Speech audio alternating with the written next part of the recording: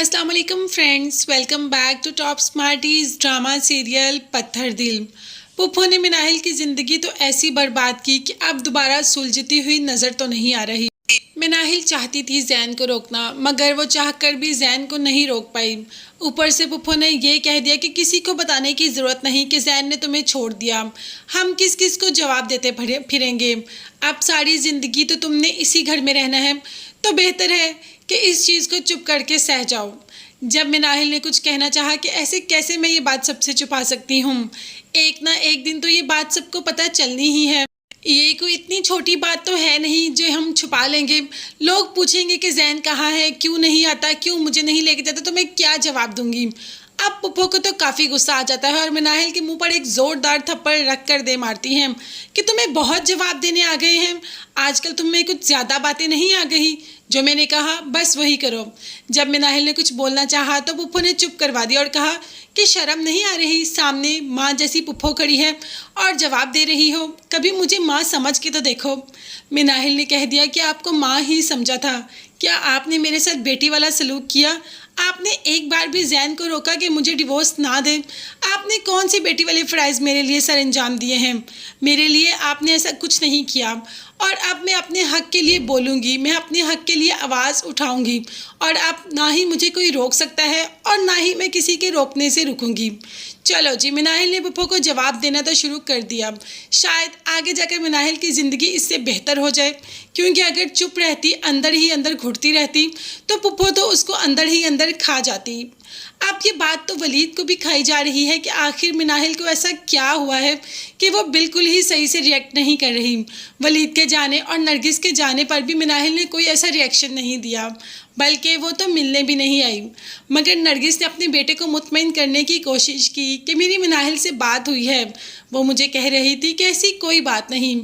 जाहिर है बेटा, शादी के शुरू के दिनों में शौहर चला जाए तो लड़कियां उदास हो जाती हैं। बस मिनाहिल उदास हो गई। मगर वलीद को ये जवाब कोई सेटिस्फाइड नहीं लग रहा था, इसीलिए कह दिया कि अम्मी, मिनाहिल ने आपसे झूठ बोला। कुछ ना कुछ तो ऐसी बात है जो मिनाहिल हमसे छुपा रही है। आप ऐसा किया करें, आप मायदा के घर चले जाया करें ताकि आप मिनाहिल के बारे में कुछ जान सकें कि आखिर उनकी ज़िंदगी में ऐसा क्या चल रहा है जो वो हमसे शेयर नहीं करना चाहते। क्योंकि मुझे लगता है मिनाहिल के साथ कुछ ना कुछ तो गलत हो रहा है। गलत तो यहाँ पर ज़ारा के साथ भी बहुत कुछ होने वाला है। माँ ने जैसे ही हनान के घर में चक्कर लगाया और दुकानें अपनी बेटी के नाम लगवाने के लिए कहा, तो यहाँ पर हनान की माँ ने बहुत ही चालाकी से सारा मामला संभाल लिया और कहा कि एक दुकान तो इनके बाबा अपनी बेटी के नाम लगा के गए हैं उसकी शादी के लिए, और दूसरी मेरे बुढ़ापे के लिए है, इसीलिए मैं दुकानें नहीं दे सकती। वो भी ज़ारा की माँ है, कह दिया कि ठीक है, फिर 30 तोले सोना तो पक्का है। अब इस पे माँ ने हाँ कर दी कि ठीक है, 30 तोले सोना तो मैं लाजमी चढ़ा दूंगी, मगर इससे ज़्यादा और कुछ नहीं।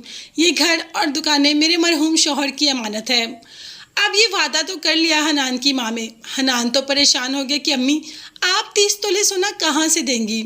तो माँ भी बहुत तेज़ है, कहा कि बेटा, एक ज्वेलर मेरा जानने वाला है, बहुत अच्छे चांदी के जेवरात बनाता है, तो बस उससे चांदी के जेवरात बनाकर उन पर सोने का पानी चढ़ा के मिनाहिल को चढ़ा देंगे।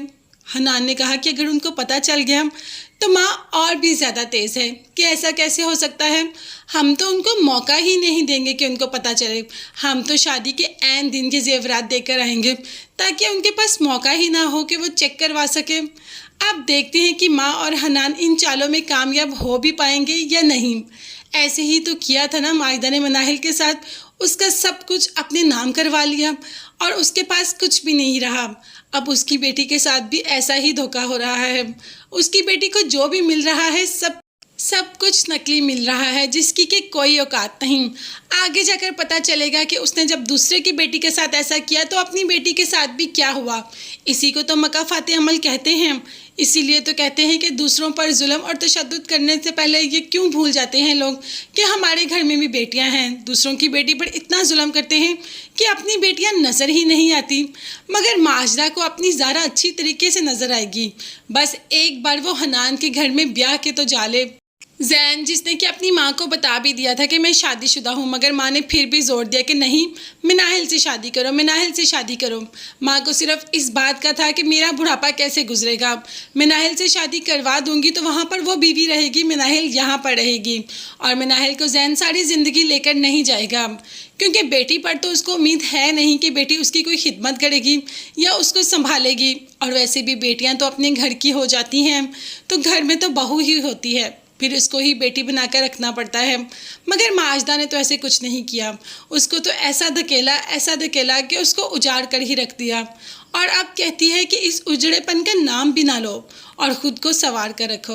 भला ऐसा भी होता है, जिसके साथ इतने जुल्म के पहाड़ टूट पड़े हों, वो कैसे खुद को संवार कर रखे, वो कैसे दूसरों से जाकर वैसे ही हंस हंस कर बात करे, जिसकी शादीशुदा ज़िंदगी शुरू होने से पहले ही ख़त्म हो गई। और क्या क्या करे वो, फिर भी उसने माजदा का सारा घर संभाल लिया, हर चीज़। जैन की बातों को भूल जाने की कोशिश कर रही है, मगर ये बातें भूलनी इतनी भी आसान नहीं। उसने जैन के साथ जितना टाइम गुजारा, बहुत अच्छा टाइम गुजारा। अब आगे देखेंगे कि ज़ारा की शादी के बाद कैसा वक्त गुजरता है। माँ को ना चाहते हुए भी ज़ारा की शादी हनान से करनी ही पड़ेगी और ऐसे ही ज़ारा की ज़िंदगी में भी मुश्किलात पे मुश्किलात आती जाएंगी, क्योंकि हनान कोई इतना अच्छा लड़का तो है नहीं, वो सिर्फ ज़ारा से उसकी दौलत के लिए ही शादी कर रहा है। जैसे जैन की शादी करवाई थी दौलत के लिए मिनाहिल से, कि मिनाहिल के सब कुछ जैन को मिल जाएगा और मिनाहिल भी इधर रह जाएगी। ऐसा ही तो किया हनान ने। ज़ारा से शादी इसीलिए तो कर रहा है कि ज़ारा की सारी जायदाद हनान को मिल जाए और सब कुछ हनान के नाम हो जाए। अब देखते हैं कि ज़ारा अपना सारा कुछ हनान के नाम करवा देगी। माजदा तो वैसे ऐसा होने नहीं देगी, मगर हाँ, मोहब्बत कुछ भी करवा लेती है और ज़ारा वाकई ही हनान से बहुत मोहब्बत करती है और हनान की मोहब्बत के रहते वो अपना सब कुछ उसको लुटाने पर तैयार हो जाएगी और फिर ज़ारा के हाथ खाली हो जाएंगे, उसके पास कुछ नहीं बचेगा। और जब कुछ नहीं बचेगा तो तब हनान उसको ठोकर मारकर दोबारा उसकी माँ के घर भिजवा देगा, जहाँ पर पहले से मिनाहिल होगी। मिनाहिल भी तो यहाँ बैठी हुई है ना, तो बस वही हालत अब ज़ारा की हो जाएगी और ज़ारा भी यहीं आकर बैठ जाएगी। मगर फिर भी ज़ारा को मिनाहिल का एहसास तो नहीं होगा, मिनाहिल को तो कोई ना कोई मिल ही जाएगा, कोई ना कोई। क्या, वलीद तो जान मारता है मिनाहिल पे, वो तो बस मिनाहिल की एक हाँ का इंतज़ार करता है। जैसे ही वलीद को पता चलेगा कि मिनाहिल और जैन का रिश्ता टूट गया, तो वलीद ज़रूर प्रपोज़ करेगा मिनाहिल को, और मिनाहिल को इससे अच्छा इंसान कभी भी नहीं मिल सकता। जैन भी इतना अच्छा नहीं था जितना अच्छा वलीद।